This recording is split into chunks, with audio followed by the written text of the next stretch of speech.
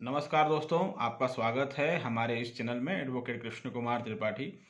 अक्सर हमारे पास ये सवाल मतलब लोग करते रहते हैं मैसेज के द्वारा, कॉल के द्वारा कि सर जो केसेस हमारे ऊपर चल रहे हैं इससे हम जल्दी से जल्दी कैसे फ्री हो सकते हैं, मुक्त हो सकते हैं। ठीक है।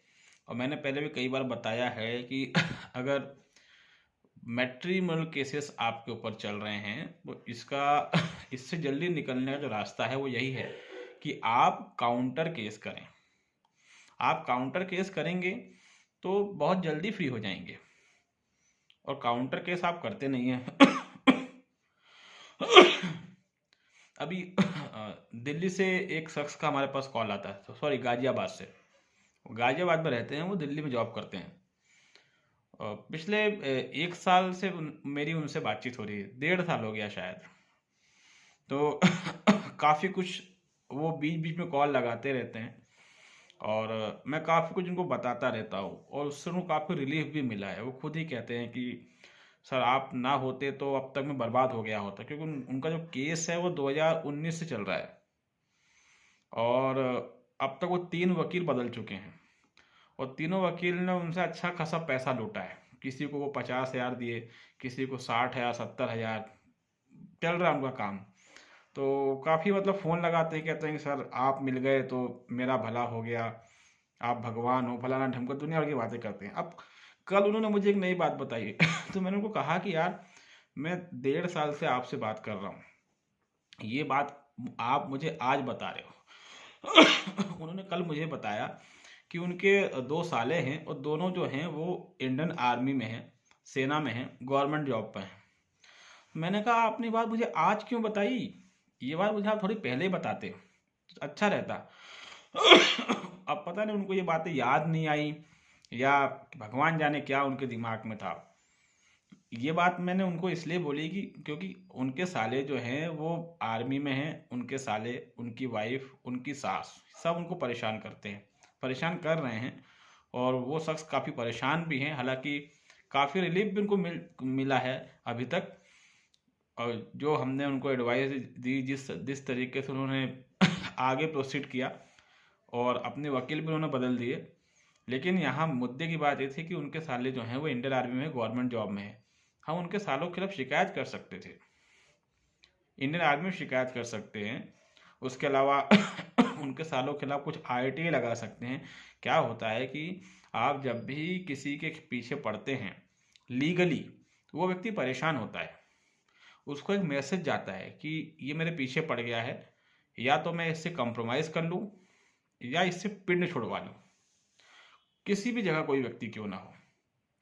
मैं आपको एक चीज़ बताता हूँ। इंडियन जो आपकी आईपीसी है, इंडियन पेनल कोड, इसमें आप 498A सेक्शन पढ़ते हैं, जिसके तहत मुकदमे दर्ज होते हैं, जिसमें साफ लिखा हुआ है कि कोई भी पत्नी या ससुराल का व्यक्ति अगर बहू को या मतलब कोई भी पत्नी है तो उसको उसके ससुराल का कोई व्यक्ति या उसका पति मानसिक रूप से, शारीरिक रूप से परेशान करता है, कुछ भी करता है, तो 498 दर्ज होगा, सीधी सी बात है। उसके पहले की एक धारा आप लोगों ने कभी पढ़ी नहीं होगी, मुझे लगता नहीं पढ़ी होगी। ये धारा का नाम है 498A। इसके पहले एक धारा है वो है 498। कभी उसको पढ़िएगा, उसका प्रयोग आप लोग कभी नहीं करते। सिर्फ धारा 498 की बात कर रहा हूँ मैं, 498A की नहीं। धारा 498 कहती है कि कोई भी व्यक्ति जो हस्बैंड वाइफ के बीच में आने की कोशिश करता है और उसके कारण उनकी लाइफ में अलगाव की स्थिति बनती है या वाइफ को भड़काता है, बहलाता फुसलाता है, उस व्यक्ति के ऊपर 498 धारा के तहत कार्रवाई की जाएगी। उसमें शायद 2-3 साल की सजा है उसके अंदर। तो आप इस धारा का इस्तेमाल कर सकते हैं अपनी सास के खिलाफ, अपने सालों के खिलाफ, अपने ससुर के खिलाफ। अब उसका परिणाम जो भी निकले, लेकिन ये सब काम करने चाहिए। सबसे बड़ी गलती जो ये मूर्खता लड़के या लड़के वाले करते हैं वो ये कि सर हम ये केस कैसे लगा दें, हमारे पास सबूत नहीं है। ये बहुत बड़ी मूर्खता होती है। अरे तुम सबूत के अभी सबूत के बारे में अभी क्यों सोच रहे हो? केस तो लगाओ पहले। तुम्हारी वाइफ ने तुम पे दुनिया भर के केस लगा दिए, उसने तो सोचा ही नहीं सबूतों के बारे में।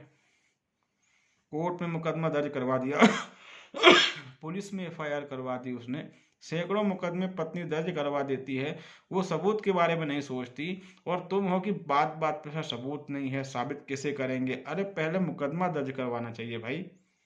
कर्म आप कर नहीं रहे हैं, पहले से फल के बारे में सोचना शुरू कर दिया है आपने। आप पहले मुकदमा दर्ज करवाइए।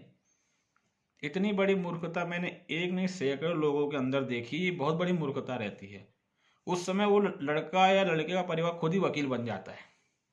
जब वाइफ ने केस लगाया तब लड़का कुछ नहीं उखाड़ पाया, लेकिन जब उसको एडवाइस दो कि तुम ऐसा कर दो, तो भाई साहब वकील बन जाते हैं कि सर सबूत देना पड़ेगा फलाना ढिमका। अरे तुमने ये चीज़ उस समय क्यों नहीं सोची जब तुम्हारी पत्नी तुम पे केस लगा रही थी? उस समय तुमको सबूत याद नहीं आ रहा था क्या? उस समय तुमको पुलिस से कहना था, जुडिशरी से कहना था कि सबूत नहीं है इसके पास। मतलब तुमको जब केस लगाना तभी तुमको सबूत याद आता है। कितनी बड़ी मूर्खता है ये।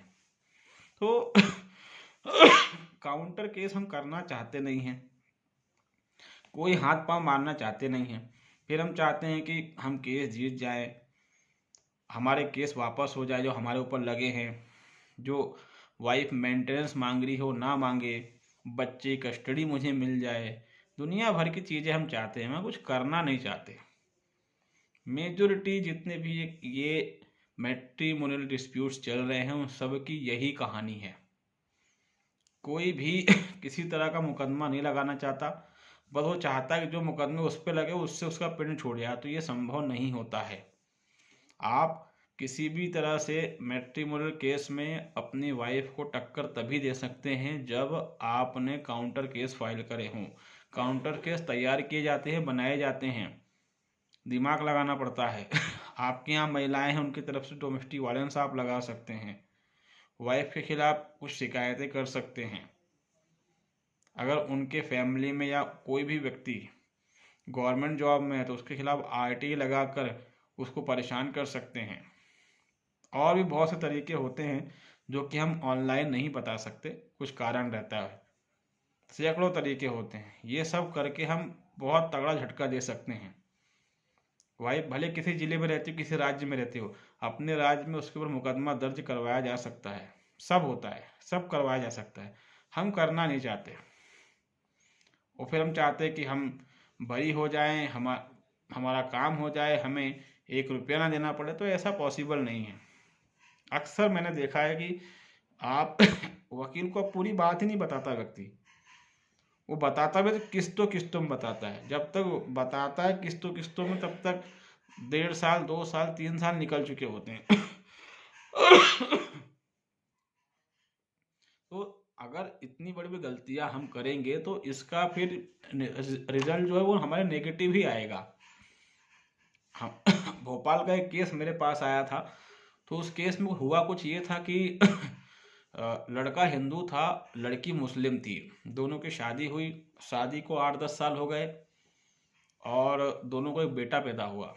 बेटा अभी 7-8 साल का है। अचानक जो लड़की थी वो हस्बैंड को मुस्लिम बनाने की बात करने लग गई कि तुम भी इस्लाम कबूल कर लो। तो लड़के ने मना कर दिया कि नहीं, मैं ये नहीं करूँगा भाई, तुम शादी करके मेरे यहाँ आई हो और हमने हिंदू जो वो है रीति रिवाज उससे शादी करी है, तो मैं इस्लाम कबूल क्यों करूँगा? और फिर तुमने अकॉर्डिंग टू हिंदू में शादी करी है तो अब तो तुम मेरी पत्नी हो। इसी को लेके विवाद बढ़ा और परिणाम ये हुआ कि महिला ने अपने पति पर जितने भी केस बनते हैं 498 125 डोमेस्टिक वायलेंस, 406 स्त्री धन वगैरह और डाइवोर्स सब लगा दिया।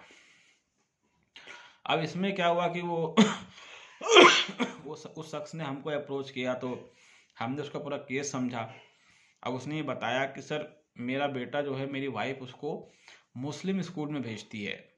ऐसा भोपाल में एक स्कूल है, बिल्ला बांग कुछ नाम है उसका, तो बोले मुस्लिम स्कूल में भेजती है। तो मैंने पूरी थोड़ा अपने तरफ से जो भी मुझसे हो सकता था, क्योंकि मेरे स्टेट का मैटर है, तो मैंने वो किया। उसके बाद मैंने उसको कुछ एडवाइस दी, और वो कुछ ऐसी एडवाइस दी जो मैं यहाँ नहीं बता सकता। मैंने कहा ना, हर चीज़ हम ऑनलाइन नहीं बता सकते, हंगामा हो जाएगा। क्योंकि हम यहाँ पर एक लिमिटेड चीज़ ही बता सकते हैं।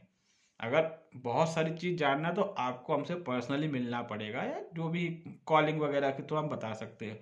ऑनलाइन हम हर चीज़ नहीं बता सकते, वरना मालूम पड़ा कि बहुत बड़ा हंगामा हो जाएगा। ठीक है, ये भी हो जाएगी, हमारी गिरफ्तारी हो जाए। ठीक है, तो हम हर चीज़ ऑनलाइन नहीं बता सकते, ये पॉसिबल नहीं होता किसी वकील के लिए कि वो हर चीज़ ऑनलाइन बता दे, ये चीज़, क्योंकि ये प्रोफेशन ऐसा है। तो हमने कुछ ऐसे तरीके उनको बताए कि उसके बाद जो उनकी वाइफ थी और जिस स्कूल में उनकी वाइफ अपने बच्चों को पढ़ा रही थी, इतना भयानक हंगामा हुआ, इतना भयानक हंगामा हुआ कि जितने भी अखबार थे भोपाल के, उनमें वो खबरें खतरनाक तरीके से छप गई। मुद्दा इतना पॉलिटिकल हो गया कि उसमें कांग्रेस बीजेपी सब कूद गए, पत्नी की रातों की नींद उड़ गई। इतने खतरनाक झटके हमने उनको दिए और फाइनली जो है पत्नी हाथ पांव जोड़ने लग गई, क्योंकि हमने इस तरीके से कुछ कार्रवाइयाँ कर दी थी। और ये मुद्दा इतना खतरनाक चढ़ा कि जो कोर्ट में जज था वो भी घबराने लग गया था कि अब इस मुद्दे को कैसे डील किया जाए। तो जब तक आप अपने हाथ पांव नहीं चलाएंगे तब तक इन केसों से आपको मुक्ति नहीं मिलेगी। 8-8 10-10 साल हो गए, लोगों के 498 डोमेस्टिक वायलेंस खत्म ही नहीं हो रहे हैं, 125 खत्म ही नहीं हो रहा है, पति भरण पोषण दे दे के मर रहा है। अब लोग बोलते हैं अच्छा वकील नहीं मिलता, जहाँ अच्छा वकील मिलता वहाँ भी तो कोई उसकी एडवाइस नहीं मानता, ये भी तो है, ये भी एक रियलिटी है। अच्छा वकील मिला मगर उसकी सलाह आपको नहीं मानना है। तो जब तक आप काउंटर केस नहीं करेंगे तब तक आपको कोई सॉल्यूशन नहीं मिलने वाला। और कुछ लोग आते कहते कि नहीं सर हम झूठा केस नहीं करना चाहते, वो हरिश्चंद्र बन के आते। तो हरिश्चंद्र बनने का ये जमाना नहीं है। ठीक है, अगर महाभारत की लड़ाई अगर आपको पता हो तो उसमें किस तरीके से भगवान श्री कृष्ण ने छल कपट किया था, वो करना जरूरी था क्योंकि सामने जो लोग थे वो भी छल कपट कर रहे थे। तो जैसे कांटे से ही कांटा निकाला जाता है लोहे से लोहे को काटा जाता है। कोई अगर जहर खा ले तो उसको जहर का ही इंजेक्शन दिया जाता है उसको बचाने के लिए। उसी तरीके से जो व्यक्ति छल कपट कर रहा है, जो झूठा है, मक्कार है, उससे अगर आपको लड़ना है तो आपको भी छल कपट का सहारा लेना पड़ेगा। आप सोचे कि आप उससे ईमानदारी से लड़के जीत जाएंगे, तो ये गलत फहमी है, ऐसा होता ही नहीं है। अगर लोहा पड़ा है, आप सब लकड़ी से उसको काट दो, ये पॉसिबल नहीं, उसको लोहे से ही काटा जा सकता है। आपको सांप ने काट लिया है तो किसी उससे बड़े जहरीले सांप का जहर आपको दिया जाएगा आपकी जान बचाने के लिए तभी आप बचेंगे। तो हमने पहले भी वीडियो में कई काउंटर केसेस के बारे में बताया था, इस बार भी हम यही बता रहे हैं कि आपके साथ अगर ये सब घटनाएं घट रही हैं, इमीडिएटली काउंटर केस करना शुरू कर दें। और अगर आपको डाउट है कि पत्नी ऐसा कुछ करवा सकती है, अभी करवाया कुछ नहीं है मगर वो करवा सकती है तो उसके पहले ही आप उस पर केस लगा दें, जो भी आप लगा सकते हैं।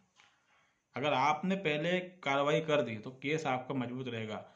फैमिली डिस्प्यूट्स और इससे संबंधित सभी केसों की एक यही सिंपल सी मतलब कंसेप्ट है इसका कि जो पहले कोर्ट पहुंच जाता है कहीं ना कहीं पलड़ा उसका भारी रहता है। अगर हस्बैंड ने पहले कोई कार्रवाई कर दी वाइफ या उसकी फैमिली पर तो उसका पलड़ा हमेशा भारी रहेगा।